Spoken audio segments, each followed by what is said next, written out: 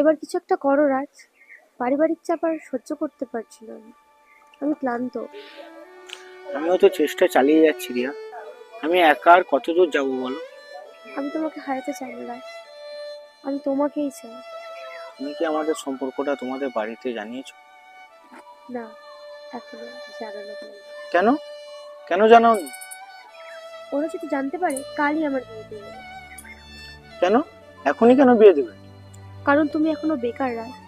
একটা বেকার ছেলের হাতে কোনো পরিবারই তার মেয়েকে তুলে দেবে না। আর আমার বাবা প্রতিনিয়ত আমার জন্য সরকারি চাকরিজীবী এবং বড় বড় ব্যবসায়ীদের সাথে বিয়ের প্রস্তাব নিয়ে আসছে। তাহলে তুমি তোমার বাবার কথা মতো তাদেরকে বিয়ে করে সুখী হয়ে যাও। তুমি কি পাগল নাকি? আমি শুধু তোমাকেই চাই রাজ, আর আমি জানি তুমি শীঘ্রই কিছু একটা করবে। যদি আমাকে এতই ভালোবাসো তাহলে চলো আমার দূরে কোথাও পালিয়ে যাই। পালিয়ে কোথায় যাব? অনেক দূরে, যেখানে আমাদেরকে আর কেউ খুঁজে পাবে না। কি হলো, চুপ হয়ে গেল কেন? কিছু না। আমরা যদি পালিয়ে বিয়ে করি, বহু দূরে গিয়ে যদি নিজেদের জীবনকে আবার নতুন করে শুরু করি। এটা সম্ভব নয় রাজ। কেন নয়? তুমি কি আমাকে ভালোবাসো না? ভালোবাসি, নিজের থেকেও বেশি ভালোবাসি তোমাকে, কিন্তু ভয় করে, ভীষণ ভয় করে। কিচ্ছু হবে না, আমি তো আছি, এত ভয় কিসের? তুমি আমার কাছে সবকিছু রাজ, কিন্তু পরিবারকে ছেড়ে কি আমি পারবো? তাহলে বলো, পরিবার আগে না আমি আগে? তুমিই আমার সব রাজ, কিন্তু আমাদের ভবিষ্যৎ, আমরা থাকবো কোথায়, কিভাবে চলবো? একবার বিশ্বাস করে দেখো, আমি তোমার সারা জীবন সুখ পাবো। তুমি কি রাজি আছো আমার সাথে যেতে? তুমি কি প্রস্তুত? আমি রাজি রাজ। তাহলে ব্যাগ গুছিয়ে রাখো, আমরা কাল সকালেই বেরিয়ে যাব। আমি কল করব তোমাকে কালকে সকালে। ঠিক আছে।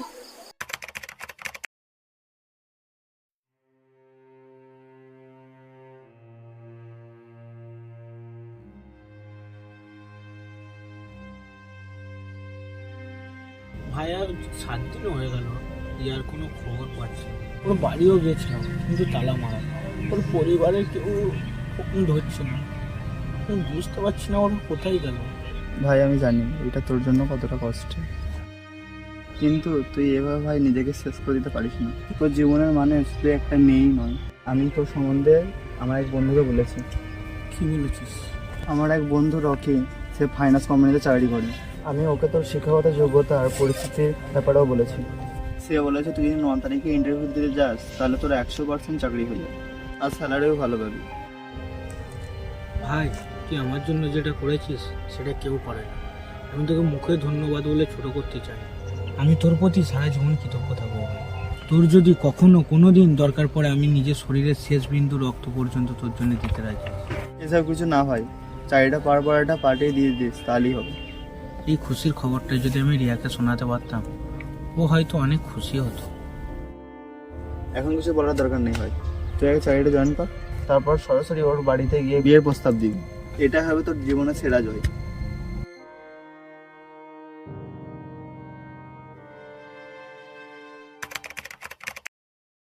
চাকরিটা আপনার কনফার্ম হয়ে গেছে, তাহলে আপনি পরশু থেকেই জয়েন করুন, ঠিক আছে? The number you are trying to call is currently not reachable. The number you are trying to call is currently not reachable. Please try again later.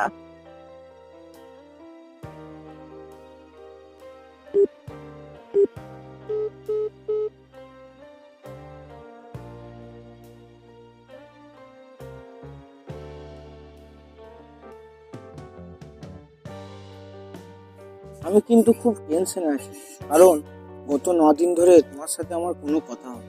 তুমি কেমন আছো, কোথায় আছো, কি করছো, প্লিজ আমাকে একটু জানাও, নাহলে আমি নিশ্চিন্তে ঘুমাতে পারছি না। আমি সারাক্ষণ তোমার কথাই ভাবছি। চাকরিটা পাওয়ার পর আমি ভেবেছিলাম প্রথম খুশির খবরটা আমি তোমাকে দেবো, কিন্তু তোমার তো কোনো খবরই পাচ্ছি না। তুমি কোথায় আছো, প্লিজ আমাকে একটা ফোন করে জানাও। এবার কিন্তু আর দেরি করবো না, সোজা তোমার বাড়িতে গিয়ে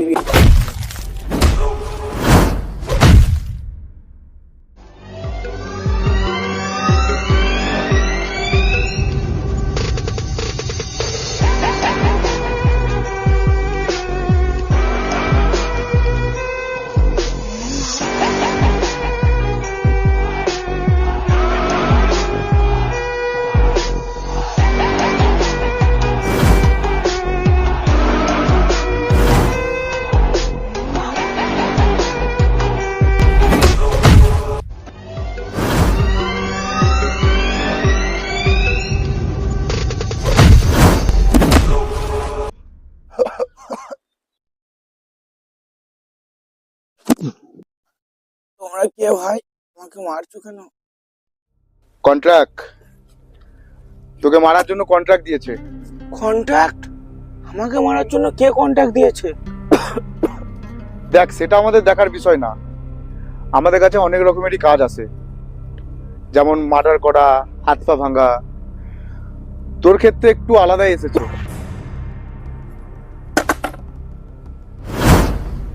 দেখেছিস এটা? রাশিয়ান মাল। এটা যদি একবার স্টিকার টিপি, তুই মুহূর্তের মধ্যেই শেষ। কিন্তু কন্ট্রাক্টদাতার আলাদাই আবদার, তোকে জানে মেরে ফেলতে বারণ করেছে। তোর দেহের যে কোনো একটা জিনিস অচল করে দিতে বলেছে।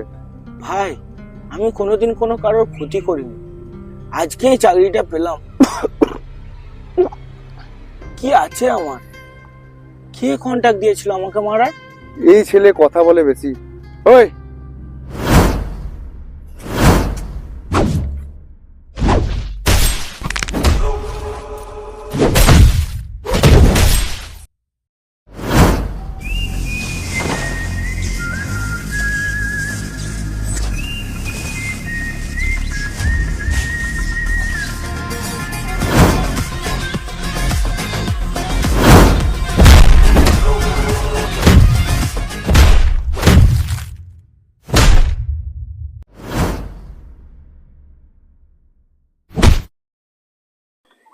এটা চালাবার পারমিশন নেই, তাই আর এটা চালাতে পারলাম না।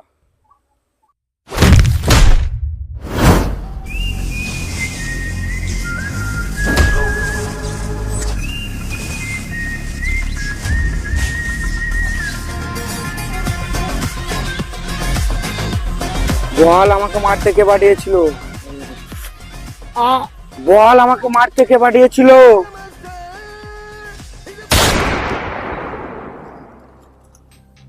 বলছি, ফোন লাগিয়ে দিচ্ছি আমি। ফোন লাগা।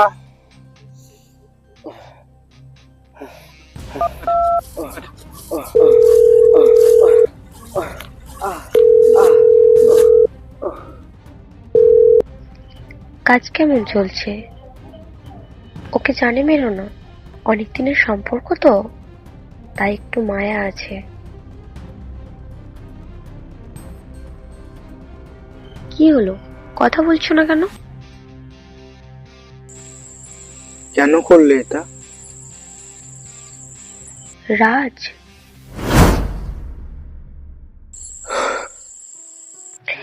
রাজ, তুমি আমায় ভুল বুঝছো।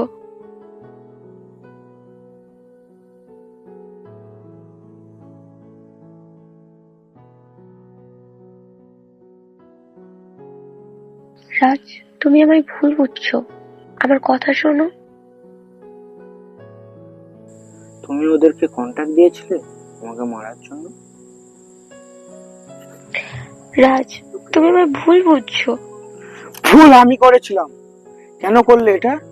একটা ছেলের জীবন নিয়ে কেন খেললে? রাজ, তুমি কিছু জানো না। আমার পরিবার আমাদের সম্পর্কটা জানতে পেরে প্রচন্ড অত্যাচার করেছিল, আমাকে জোর করে বিয়ে দিয়েছে। ও, তাহলে খুব ভালো হয়েছে, কংগ্রাচুলেশন। আমি আমার পরিবারকে বলেছিলাম আমি তোমাকে ছাড়া বাঁচতে পারবো না, কিন্তু তারা বলেছিল তুমি তো বেকার, কিভাবে আমায় রাখবে, তাই আমাকে জোর করে বিয়ে দিয়ে দিয়েছে। তাহলে চলো পুলিশের কাছে যাই। কি হলো, চুপ কেন? এটা কিভাবে সম্ভব রাজ? তুমিই তো বললে তোমার বাড়ি থেকে তোমাকে জোর করে বিয়ে দিয়েছে, কিন্তু এটা তো আইনের বিরুদ্ধে। তাহলে চলো কেস করি। না রাজ, এটা করা উচিত হবে না। আমার সাথে যেটা করলে সেটা বোধহয় খুব উচিত ছিল, তাই না? রাজ, তুমি আমায় ভুল বুঝছো, আমার কথা শোনো। আমি আর কিছু চাই না, আমি শুধু ভগবানের কাছে একটাই চাইবো, যেখানেই থাকো তুমি ভালো থেকো, সুস্থ থেকো, হাসি খুশি থেকো। রাজ, তুমি কি করতে যাচ্ছ? যেটা তুমি চেয়েছিলে, আমি আর তোমার জীবনে বাধা হয়ে দাঁড়াবো না, আর তোমাকে অন্য কারোর সাথে দেখতেও পারবো না, তাই আমি চলে যাচ্ছি বহু দূরে। খুশি থেকো তুমি, আর আমি তোমার জীবনে ফিরে আসবো।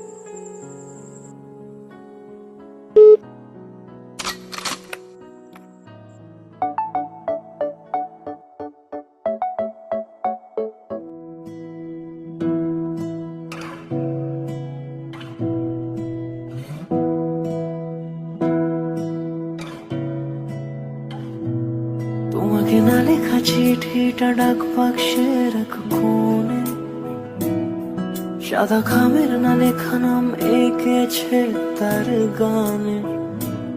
তোমাকে না লেখা চিঠিটা ডাক বাক্সের এক কোণে, সাদা খামের না লেখা নাম এঁকেছে তার গানে। সেই চিঠি যত লেখা থাকে একা একা, সেই গানের না শোনা সুর আঁকা একা একা, ছুঁয়ে যায় তবু কখন এসে। যদি বলি সে সবই তোমারই, একা চিঠি একা একা। যদি বলি সে সবই তোমারই, একা চিঠি একা একা।